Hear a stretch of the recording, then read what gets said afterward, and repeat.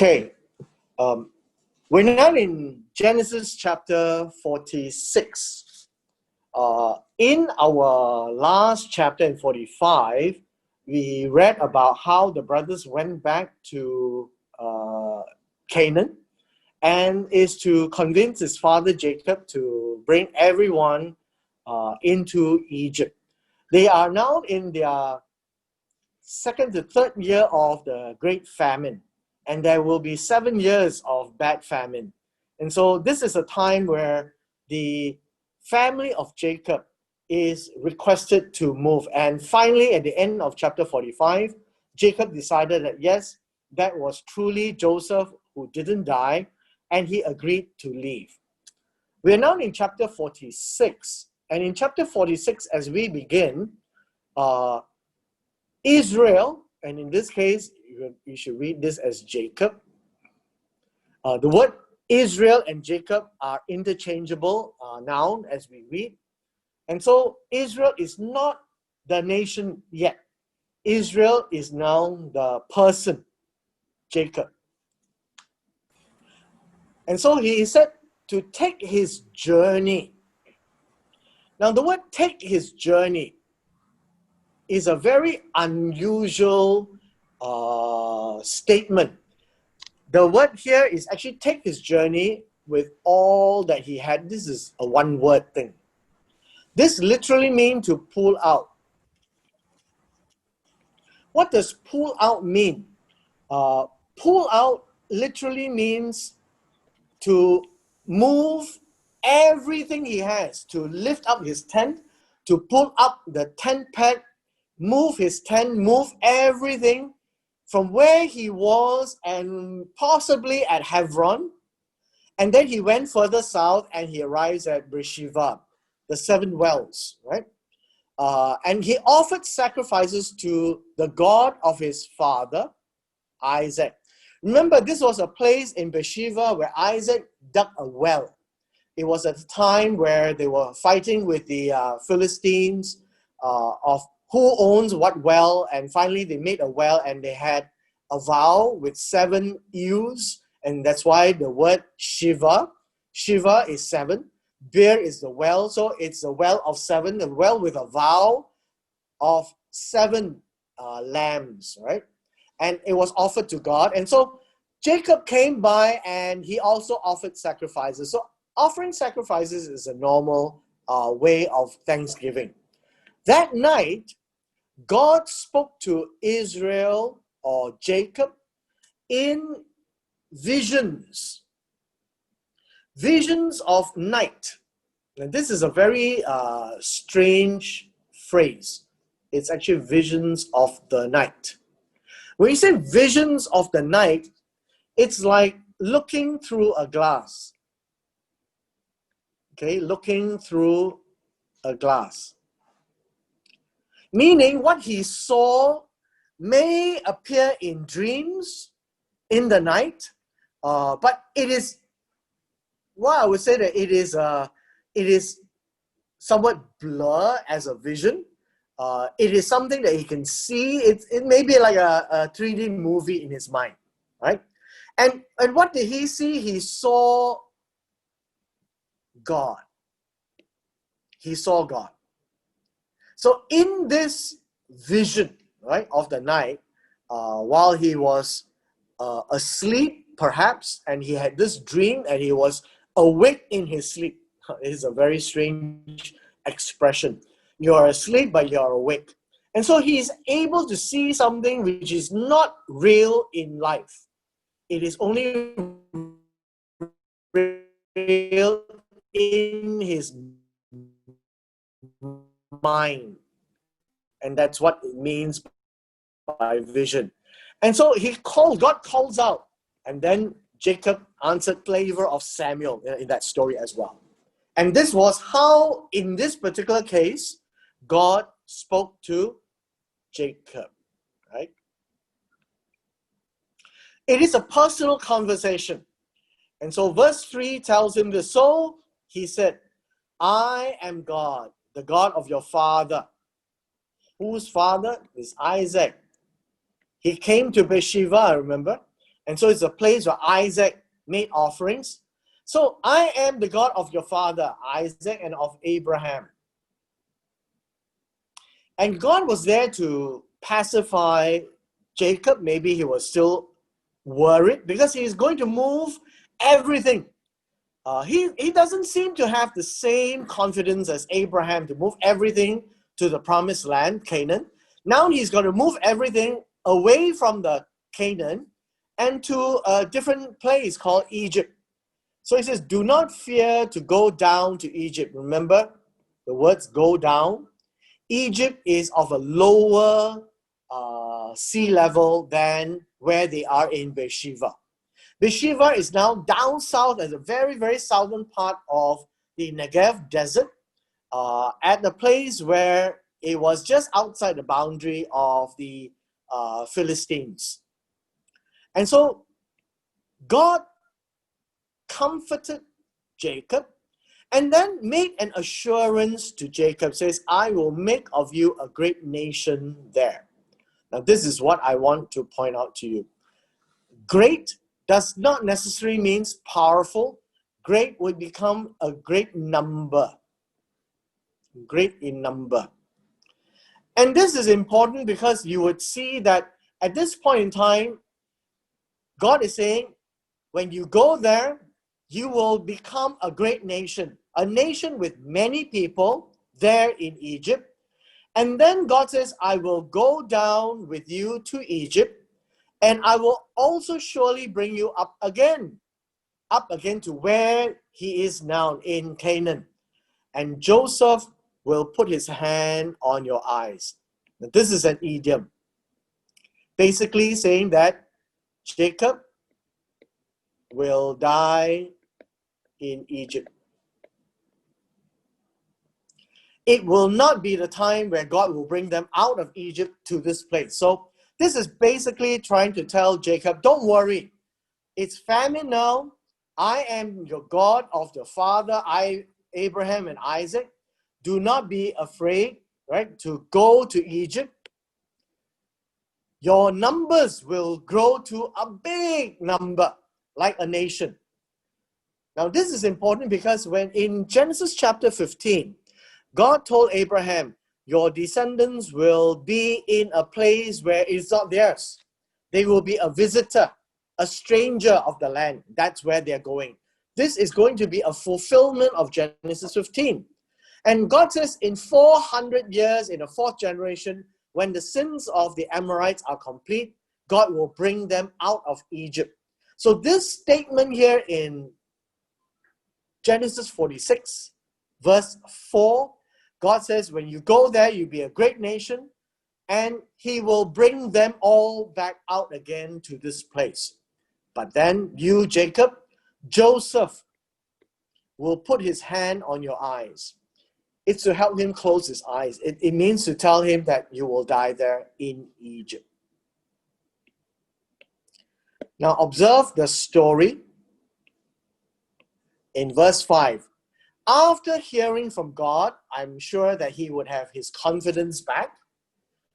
In his confidence, he's now deciding that he is going to leave Beersheba.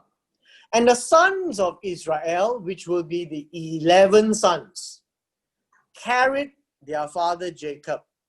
Now, notice that his father is very old at that point in time.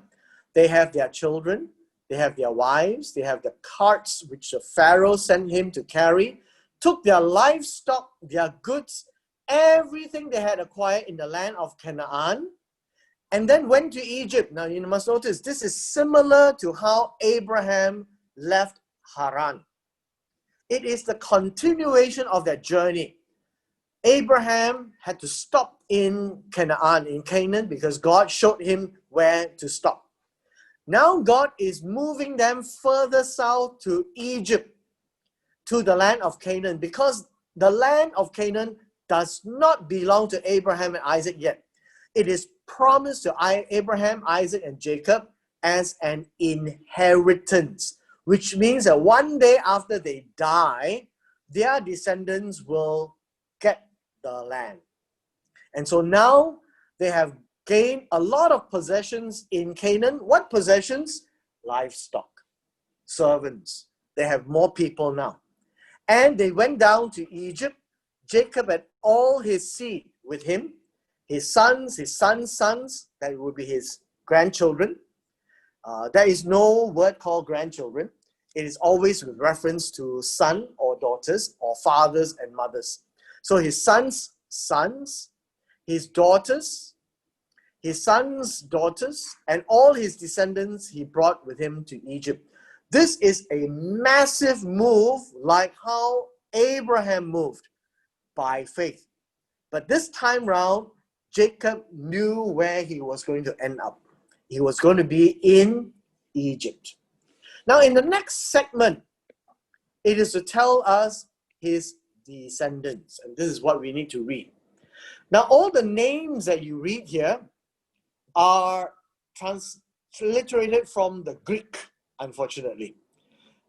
Most of our names are in Greek in our Bibles. And so we actually don't really know what the Hebrew words are. Let me give you an example. These are the names, and names are important, and names are how they connect the relationship to each other. And so at this point in time, it's before going down to Egypt, this is a checkpoint of how many people there are. Because God is promising them to be a great nation when they're in Egypt, this is then not the nation. This is just families. So these are the names of the children of Israel, Yaakov and his sons who went to Egypt, and the word for Egypt is Mitzrayim, and that is the Hebrew name. And so when you read the Hebrew Bible, you will read Mitzrayim, but you read in the English text, we call it Egypt. Right? So Mitzrayim is actually in Genesis chapter 10, and he is a son of Ham. Right? Reuven is Jacob's firstborn. Again, you must understand, firstborn means he was the first to be born into the family. And in the Hebrew culture, as well as in the Oriental culture, like the Chinese culture, the firstborn is most precious. But the firstborn in the Hebrew culture gets double the inheritance, gets blessings. I know it has all these, they represent the father as it goes on. So if the firstborn dies without any children, there's always this idea of having a surrogate, right? To bear children on behalf of the firstborn. And we read that in Genesis chapter 38 of Judah's eldest son, right, who died. And so we read, Reuven is Yaakov's firstborn, and then gives the names of his firstborn. His firstborn son is Hanok, right here, Hanok. And then we have Palu, Hezron, and Carmi. The son of Simeon, or Shimeon, right, were Yamuel. And remember, the J is actually a very new invention in our language. It has always been an I in the Greek, and then it is an I in the Latin. And eventually, when it migrated, it split into an I and a J. And so now we have a hard J, a J sound, but actually it's a Y sound, it's a Y sound. It's a Y sound. Because the Greek has no Y. Right? It has Ie. So this is Yamuel. Yamin, and then we have Ohad, and then we have Yakin, then we have Zohar, and Shaul. Shaul will be the name of King Saul, right? It will be Paul's Hebrew name, Shaul, the son of the Canaanite woman. Now, this is important to understand now in the context of tribes. When you are born of a woman, you are part of the family of the nation of Israel, but you have no tribe. tribe is identified by the son. Tribe is never identified by the daughter. And this is a very clear Hebrew culture, and God used this as an inheritance.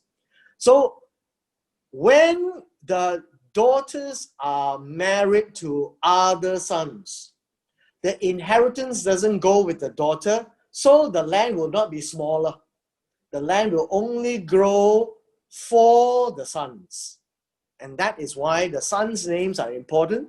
And when it mentions the son of the Canaanite woman, it is not a problem. It just identifies that the mother wasn't Hebrew, but the son is Hebrew. And so the tribe of Reuben is still kept, which means that Reuben had many wives, right? And one of them had a child called Shaul. And he still will inherit because the father is a Hebrew and of a particular tribe. So understand this in the Hebrew culture so that when you read in the rest of the Bible that Joseph had an Egyptian wife and he had Ephraim and Manasseh.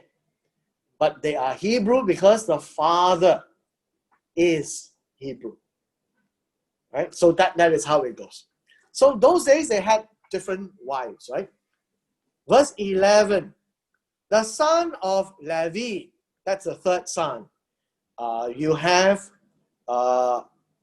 Gershon, Kohath, and Merari. These will eventually become the priests and the high priests. Right now, nobody is identified. Which then, when you get to the book of Exodus, you will find that Moshe, his brother, older brother is Aaron. They are all from the family of Levi. And Levites, although they had no inheritance, they were the leaders of the land, of the nation. And interestingly, they cannot argue over finances. They cannot argue over the land because they own nothing. But they own the leadership of the place, of the tribes. The next son is the fourth son, the son of Yehudah, Judah.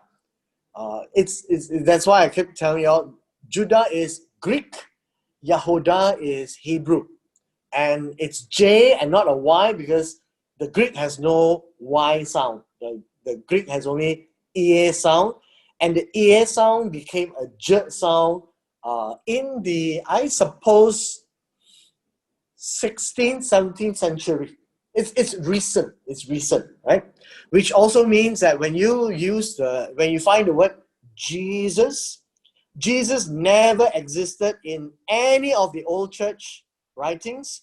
It has always been Jesus, and came from the word Yeshua. It was translated. And so Jesus is actually an English invention when we printed the Bible, because the J became a hard sound. And so Jesus' name is very much an English Bible phenomena. So one of the things that we need to remember is how the translation has shifted over the years from Hebrew to Greek to Latin to English. And that's what we have in the J sound. So Judah is Yehudah, and Judah has a chapter 38, which is a very strange chapter.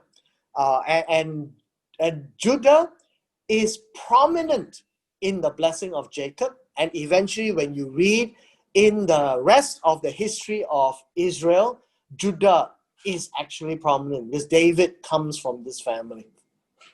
Now, we see that Judah did not have his firstborn because died. So Onan was supposed to have a child with Tamar, the widow, and he died. God killed him. And Jacob didn't allow Shelah. And so how did have the firstborn? Through Judah, right? And then there's another son, Perez and Zerah. And so it says, Onan died in the land of Canaan. And you can read this in chapter 38. The sons of Perez were Hezron and Hamul. And then you find the sons of Issachar. It's not I, it is actually a Y. It's pronounced as Y. It's Yissachar. And you remember, Greek has no Y sound, so the closest is Issachar.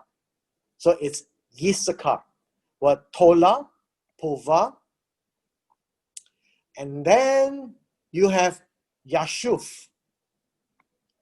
Although it's pronounced as Job, it's Yob. Sorry, it's Yob. It's pronounced as Yob, right? And the Y became a J, so it became Job. So Job is not a Hebrew word. Job is an English word, right? So Job, depending on how you pronounce, but it's Yob. And Shimron, right? And Shimron here. Then the sons of Zebulun were Seret, were Elon. And you notice the word El, every time you see the word El, it is God, right? Right? Yah-le-el, yeah? That's God. And you don't find any of them there, Yemuel. So you find God's name in some of the people because they are there to remember God, right? Verse 15, these were the sons of Leah, and she bore to Yaakov in Padan Aram, and with his daughter Dinah. And you remember the episode that Dinah was raped by Shechem, and they went to revenge, and they had to run away. So that's Dinah, only one daughter. All the persons, his sons and his daughters, they were 33. Now the intent is the count, so that by the time you finish adding, you will get 70.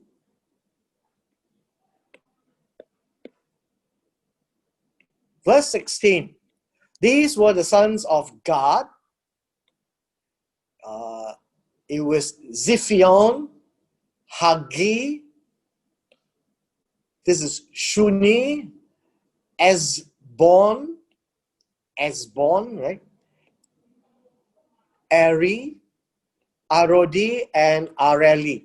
So in the modern day, when you hear words or people's names that sound like this, well, you can say there is a Jew. Right? Verse 17, the sons of Asher is Yimna, Yeshua, Yeshui, Bariah, and Sarah, the sister. Right? This is Sarah, the sister. The son of Bariah is Hever. Hever, Machiel. Notice another L here. And these were the sons of Zilpah, whom Laban gave to Leah, his daughter. And that was a handmaid. And she bore to Jacob 16 persons.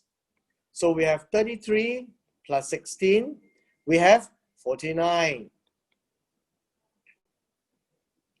Now in verse 19, the sons of Rachel, Jacob's wife, the wife that Jacob loves the most, we have Joseph, Benjamin, and to Joseph in the land of Egypt were born Manasseh. The reason why it is pronounced Manasseh is because there's no sh sound in Greek. There's only an S and no SH. Whereas in Chinese, you have both S, a S and a sh. In Greek, there's only a S and no sh. And so this Manasseh is a sh sound. So it's Manasseh and Ephraim, whom Asenath, the daughter of Potiphera, priest of On, bore to him. So notice, the wife of Joseph, is not a Hebrew, an Egyptian. And it's not a problem because the father is Hebrew. And so the tribe goes with the father. Sons of Benjamin is Bela, Becher, Ashbel. This is in verse 21. Ashbel, Gera, Naaman, Ahi, Rosh as head, right? Mupim, and Hupim, and Ard. So all these have meanings. We're not going to go through that. And these were the sons of Rachel who were born to Jacob, 14 persons in all.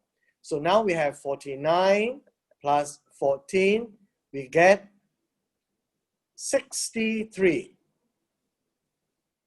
Verse 23, the sons of Dan were Hushim,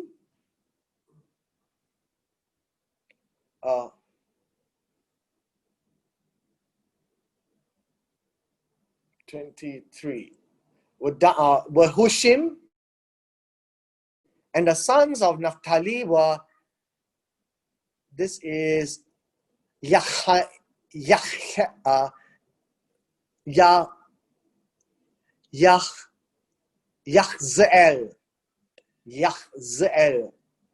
We see the L name there. We have Guni, Yetzer, and Shilem. These were the sons of Bilhah, that was a handmaid to Rachel, and she bore Jacob 7 persons in all. So 63 plus 7, it is 70. So all the persons who went with Jacob to Egypt, who came from his body, besides Jacob's sons, wives, were 66 persons in all, and the sons of Joseph born to him were 2 persons, and all the persons of the house of Jacob who went to Egypt were 70. Now, these are numbers which you have to figure out. The number 70 are the sons and wives who went to Egypt with Jacob. And it does not include Joseph and the 2 sons and the wife. So all in all, you get 70 that includes Jacob, all the sons and daughters and wives, minus Joseph, 4 persons, right? Joseph, Joseph's wife, and two sons. So that's what you get. So in all, you probably get 74 when they arrive in Egypt. So the number that we are supposed to pay attention to is 70. Sorry, why 74? I thought 66 plus 4, then it's 70. All the persons who were, 66 persons went into Egypt, plus them 70. So 70 persons is the house of Jacob, right? Who went to Egypt while 4 were there already, basically. Now, the reason why 70 is important is this. Remember, when God spoke to Jacob, I will make you a great nation, but you will die there first, right? Verse 2 and 3. This is important because the count is to show us that when they arrive in Egypt, they were only 70 people. They are not called a nation, much less a great nation. So they are just a family.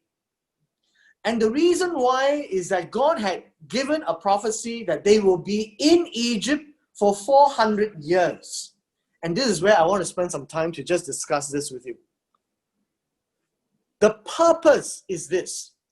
When God promised Abraham that he will be a father of many nations and will make his name great, it cannot be great overnight. It can only be great when his descendants become great and become prominent, not just in number, but in strength, in knowledge, and in power. But it doesn't begin with Abraham. Abraham will eventually be remembered. And so the history starts with Abraham in chapter 12 of Genesis. Then in chapter 15, he wondered, how is he going to be a big nation? And God made a covenant with Abraham, that it was a one-sided covenant, that God will make sure that his descendants will come from his loins, will then eventually go into a land that is not theirs, will serve them, and in 400 years, they will come out again and they will be rich. Now, a lot of people are wondering, why did they have to go through all these? Abraham can never have a great nation overnight, and there needs to be a history to develop the nation. But the nation needs to be developed in 2 ways. One is it takes time to grow in numbers. And number 2, there is a major test that Abraham needs to teach his children and his children, his children's children, and pass down all these knowledge of God to the time they were to leave Egypt. That is why keeping the command is so important. So in Genesis chapter 18, verse 19, in the discussion before going down to Sodom and Gomorrah, God actually spoke to Abraham, because Abraham is going to teach his children and his children's children. That is so important, is so that after 400 years, now 70 is in there, when they came out of Egypt in Exodus chapter 13 and 14, there was 1 million, at least 1 million people, because the numbers were 600 men above the age of 20. So you add the women and children, that would be easily 1 million people. That was why the Pharaoh, who didn't know Joseph, was so scared. That is a great nation. 70 is a family. And so this is the progression. And that's why God started to count, and so that we do not forget, there is a progression of a history that will develop very quickly when you turn the pages of Genesis 50 to Exodus chapter 1. 400 years will have passed, and they are now 1 million people. And that is why the number 70 is given right here. Okay? So God will honor his words. Now, the interesting thing is, God had promoted Joseph, and Joseph was honorable to God, and God used Pharaoh to promote Joseph to a place where he was now number 1 in the land, number 2 on the throne. And by that, everything he did was blessed by Pharaoh. And so Pharaoh allowed Joseph's family to come because that was how much Pharaoh loved Joseph. So he sent Judah before him to Joseph, point out before him the way to Goshen. And they came to the land of Goshen. Now, why is Goshen so important? Goshen is still there today, but it is now an archaeological site. So one of these days, I hope to take a trip to Goshen and spend some time there.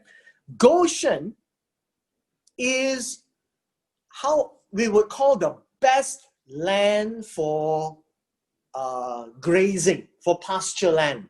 Lots of grass. And that was the best land of Egypt. And then you'd be wondering, why would Pharaoh ever give such the best land to the Hebrews?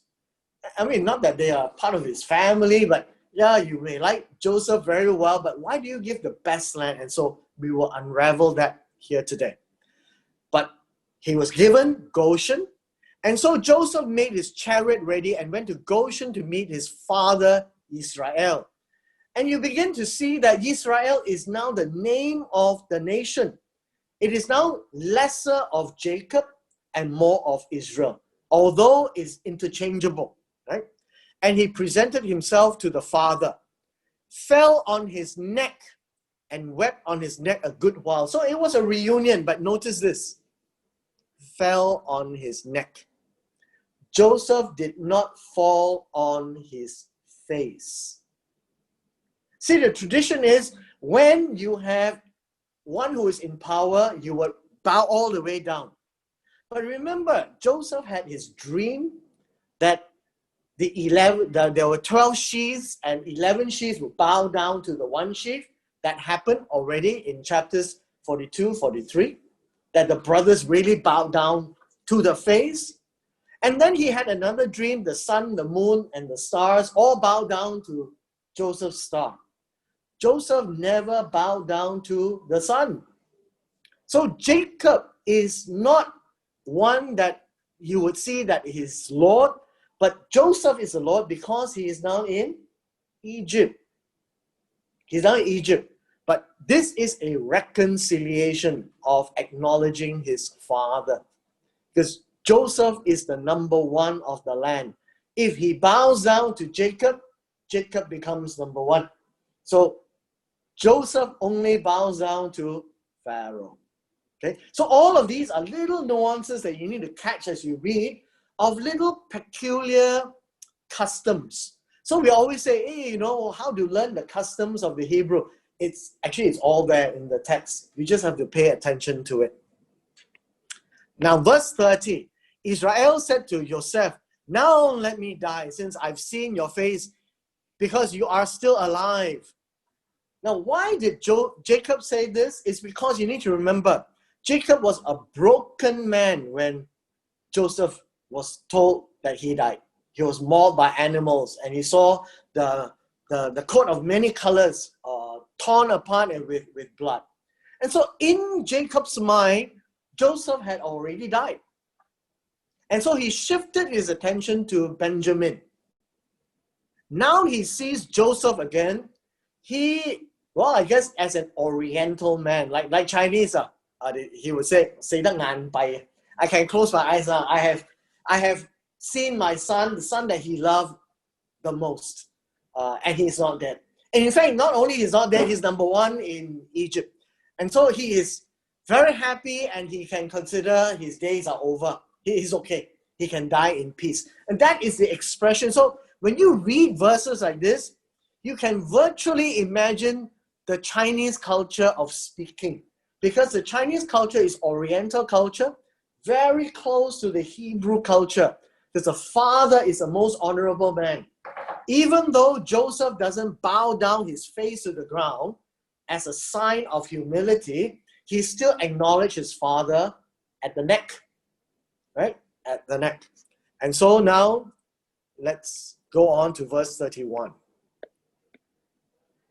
In our last segment, verse 31, Joseph said to his brother and to his father's household, that's 66 people, I will go up and tell Pharaoh and say to him, my brothers and those of my father's house who are in the land of Canaan have come to me. The men are shepherds. Now let's take a look at this word. Verse 32. It means that these are men of pasture and takes care of cattle. And by cattle, 4-footed animals. So it could be goats, sheep, ram, maybe not ram, cows, and all these. And so the Hebrews are shepherds in that sense. So don't think of shepherd as taking care of sheep. Shepherd would mean the one who takes care of animals who eat grass. 4-footed animals who eat grass. There is no exact word like our English word now. We are very narrow-minded in the definition. Shepherd must mean take care of sheep. In Hebrew, the word shepherd literally means a person who takes care of pasture lands, of grazing animals that eats grass. So don't jump the conclusion that all must be sheep, right? So Joseph is going to tell the Pharaoh, all my people are taking care of 4-footed animals that eat grass, and they will take care of these kind of grazing animals. This is their occupation. Why do you call it occupation? It means that this is what they do as life. As life, right? And this is what he is going to report to Pharaoh. And so the whole intent is that they are coming here to feed livestock. They have brought their livestock, their herds, and all that they have, and all that they have are animals. And so they need place to feed the animals. And that is what Joseph is going to tell Pharaoh. And this is the secret that we need to unravel. Why then did Pharaoh give Goshen, the best of land? When we say best of land, it's most fertile with lots of grass, to them. And so shall it be when Pharaoh calls you and say, what is your occupation? Meaning, what do you do as work? In the old days, they don't have careers, right? So the word occupation is from the word do. The things that you do, that you occupy your life. And so we use the word occupation. But basically, what do you do? What do you do in life? That's what Pharaoh will say. And then you shall say, your servants. Why do you say your servants? Because Pharaoh is number one in the land. Everybody must listen to Pharaoh because he is the king. Your servants' work for life has been with livestock. What is livestock? Livestock is things that you purchase, your four-footed animals, right? From young until old. We and also our fathers, that's what we've all been doing, right? And so we can dwell in the land of Goshen. And remember, Goshen, although we say is the best land for grazing, for feeding animals with lots of grass, actually is a land that Egyptians don't use at all. And that would be a surprise to most people. Why? Because the Egyptians do not eat the sheep and grazing animals because they worship them. So you think of it like in India. You have lots of cows, they are all over the place, but they don't eat them. Now this is important for us because in Exodus chapter 8 onwards, we'll read one very peculiar thing. But first, let me just clear this and then we'll get into the book of Exodus. Every shepherd is an abomination to the Egyptians. The Egyptians don't look at rearing such animals as good. Abomination means they don't like it. You know, they would puke. That's just low class. That's not something that you would do if you are Egyptian. These animals, you don't take care like that. You have to leave them be in the nature. So they don't eat them, apparently. They treat them as gods. All right?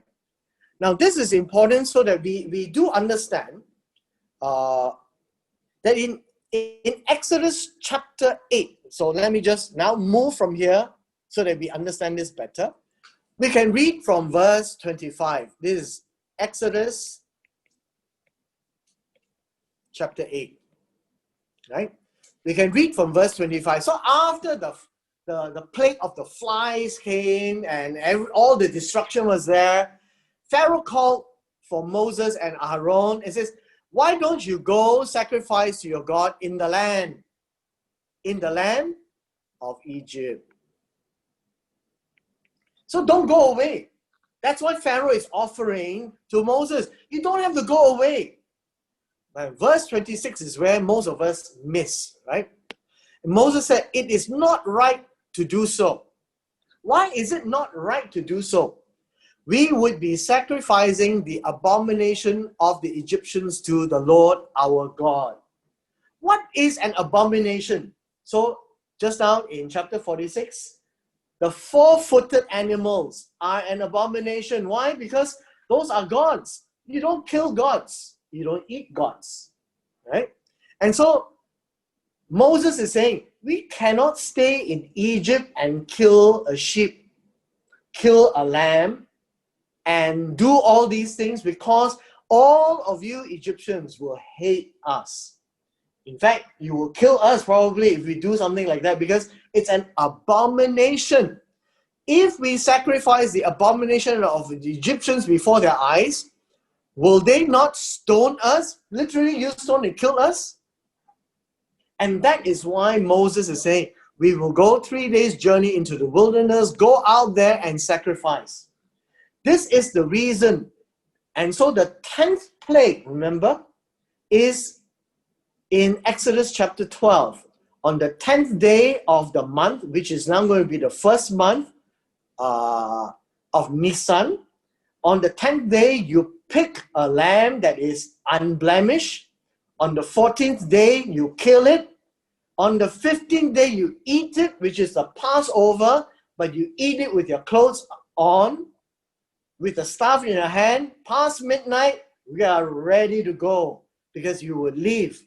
And why would that be an important story? Is because the question now of the Passover is of faith to God. if you dare kill a lamb in the land of Egypt, then you're not afraid of the Egyptians, but you fear God. So you would kill, and not only you kill secretly, you take the blood and you smear in the front of your house. In fact, you are thumping your nose up to the Egyptians, right? This is your abomination. We're not afraid of you. God told us to do that, and we're doing exactly that.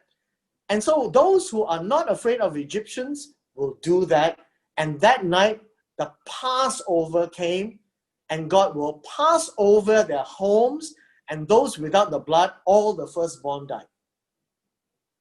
And so this is where we are with in terms of the shepherding. And that is where we ended. That every shepherd is an abomination to the Egyptians because they do not kill the lambs. And hence, when we connect it to Exodus 8, you see a whole lot more understanding.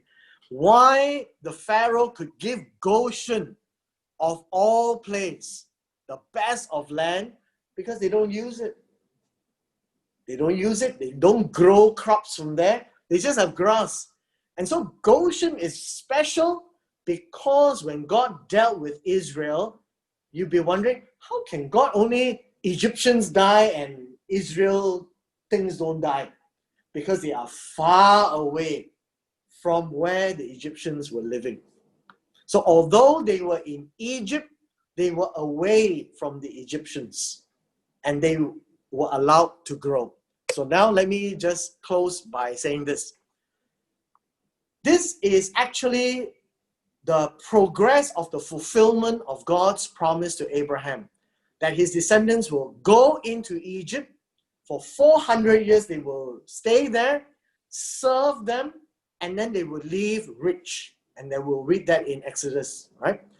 But why they were there and how God took care of them was that the Pharaoh was very happy with Joseph, gave them Goshen, the best of land where they don't use, so that they can now grow their crops. Not only crops, but they can have all their cattle and they have pasture land and nobody to disturb them because that's a place where Egyptians don't go. And so they are happy to give them Goshen. It's not that otherwise they will be fighting among each other. Nile is their river. Goshen is away from the Nile, but it's at the tributaries, little deltas, and it is very rich, but it only grows grass. It's an island.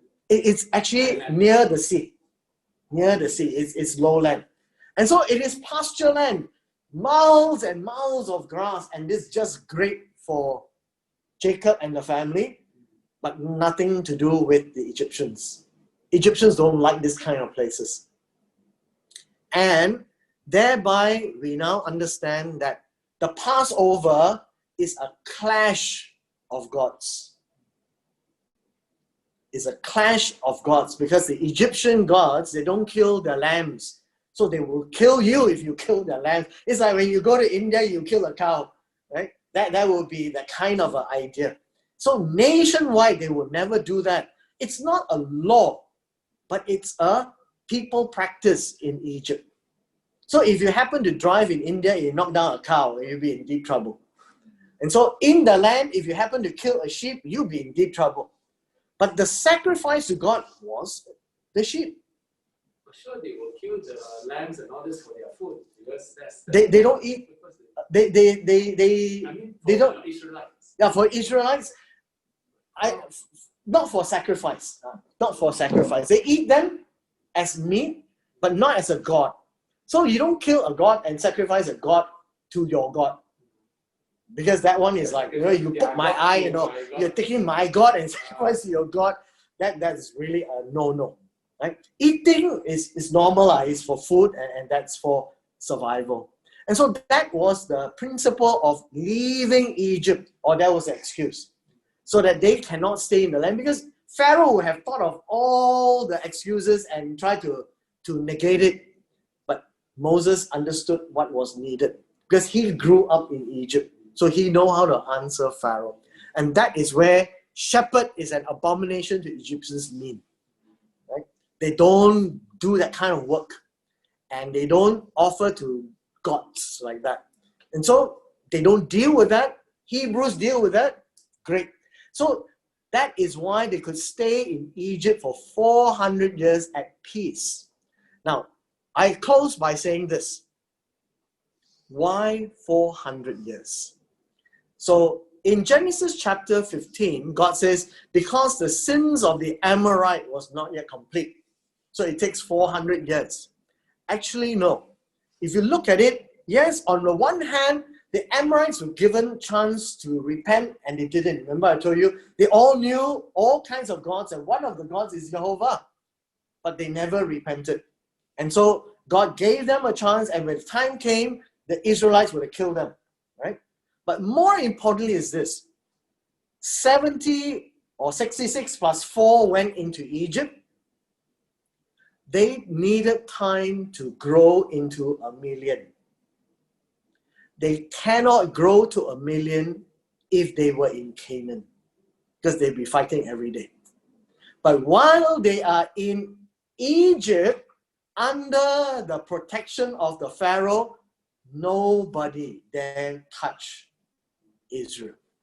And so Israel was able to grow up to such strength where even the Pharaoh was scared. And notice, the Hebrew people and the Egyptians, they don't mingle around. They only work for them. Right? They don't mingle and mix together. And so they can tell who is a Hebrew and who is not. Because Egyptians is like today, you got Indonesian maid and Filipino maid. So you can tell. So those are the distinctions. And hence, that is why they were able to live by themselves. And could they keep what Abraham told them? I believe so, because they lived together. They didn't mingle and mix into the Egyptian culture. So Goshen is an important place as well. Right? So we are at the end of chapter 46. Any questions? This Exodus also mentioned about plague on the livestock, right? Then here, this chapter 9, right, verse 3 also mentioned about their livestock, which include the horses, the donkeys, the camels, the herds, and the flocks. So if that's the case, then if they have herds and flocks, right, then wouldn't they also have shepherds? Not in the same way that the Hebrew people deal with livestock. Because when they say pasturing, they need more than pasture. They need places for their horses, the camels, and all the other animals that they have, which the Hebrews don't have. So they have a peculiar need. The Egyptians have a peculiar need, which they are closer to the Nile. And that will help them feed all their livestock. And Goshen is away from all this. And so if you have camel, horses, and all kinds of funny animals, you need to take care of all of them at one go. And so the Nile is actually a very important life for them. And obviously one of the things is they don't think Goshen is that great. We call Goshen great because it's a place where there's pasture land. But to the Egyptian, it's, you can have Jinjang. Just go ahead. But Jinjang was just a fertile place. And it's far away enough from the Egyptian civilization. Because Egyptian civilization is along the Nile and never away. So very seldom you find anything away. Anything away means they're not Egyptians. And so now there's a lot of archaeological digs in Goshen right now. Okay? All right. And then the other one, just now I mentioned about the sons of Jacob. And I saw that when they mentioned about Judah, right, then they also mentioned Judah, one of sons, Perez. Then they mentioned the Perez son. But whereas the rest, right, it never mentioned about the son of the son. I mean, as to... Likely what has happened is that Perez had a son born in Canaan. The rest will have their children when they're in Egypt. The reason why the listing was there is to count the numbers. is to tell us they weren't a million. There were only 66 or 70 people when they went in. That was the purpose. Otherwise, we'll be wondering, oh, who was in, who was out. So this was just a cut-off point. They drew a line. Before Egypt, these are the names. After Egypt, well, everybody was there. Right? So that was more of a collection of names before Egypt. And then for Joseph married Potiphar is actually the daughter of the priest, and that's a priest of the Egyptian Yes. gods. Mm-hmm. So isn't that like really prohibited or? Actually, we don't really know what the priest is about. So let me give you an example. Joseph married the daughter of a priest. Moses married the daughter of a priest. Yes. It appears that they all know Jehovah. The father, Jethro knows Jehovah, and then come and give advice some more and tell Moses what to do. You can't be foreign, right? So he must know. He must know. So out of the blue, we have Methuselah. They know God, right? The priest of the Most High God. So it appears that there are priests of different orders, of different gods, and these would be maybe the God of Jehovah. We don't know. I mean, I'm just speculating, but it appears that was the thing to do, and it didn't mislead Joseph to worship other gods, right? And Joseph was honorable all the way to the end, which appears that even Moses wasn't led to worship other gods, and so there was the same God that they know, and hence it leads me to believe that people had believed in many gods, and one of them was Jehovah. And some of them may also know Jehovah God, like Joseph's father-in-law or Jethro, Moses' father-in-law. And they never went against God. But we don't know a whole lot about that. Because you do find it strange, right? You know, oh, they are marrying other women of the land. But notice they didn't marry Canaanites. The Canaanites were the ones who were not worshipping Jehovah for the most part. And so, and like I said, tribal from the father, not the mother. So it was okay. All right? Okay, see you next week. Bye.